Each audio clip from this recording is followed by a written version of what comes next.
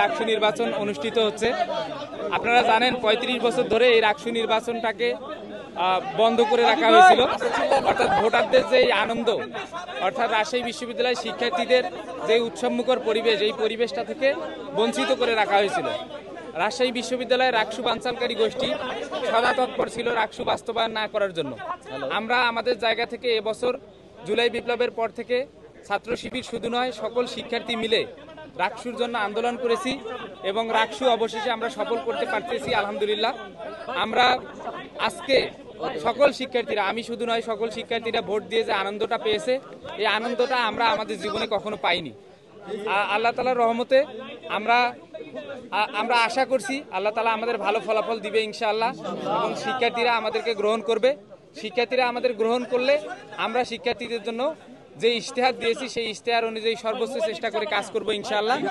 আর অনুভূতির কথা যদি বলেন, এই অনুভূতি সকল শিক্ষার্থীর মতো আমারও অনুভূতি একই, যে আমরা যে অনুভূতি পাচ্ছি এই অনুভূতি আমরা ৩৫ বছর পর পাচ্ছি।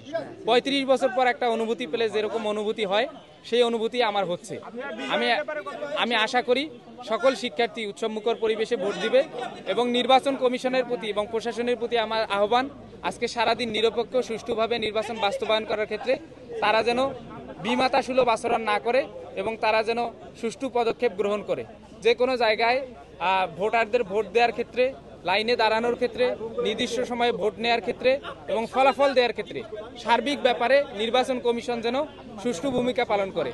আপনারা দেখবেন ডাকসু, জাকসু, চাকসুতে যেহেতু নির্বাচন অনুষ্ঠিত হয়েছে, সেখানকার ছোট ছোট যে উইকনেসগুলো আছে সেগুলো যাচাই করে এখানে যেন সেই উইকনেসগুলো ধরা না পড়ে, সেগুলো নির্বাচন কমিশন যথেষ্ট ভূমিকা রাখার আহ্বান জানাচ্ছি। ভোট কেন্দ্রের অবস্থা আলহামদুলিল্লাহ এখন পর্যন্ত ভালোই দেখছি। এখন পর্যন্ত কোনো অভিযোগ কারো প্রতি দিচ্ছি না, তবে আমরা অবজারভেশনে রাখছি। আমরা কোনো অভিযোগ পেলে সাথে সাথেই নির্বাচন কমিশন হোক, আপনাদেরকে হোক, আমরা অবশ্যই জানাবো।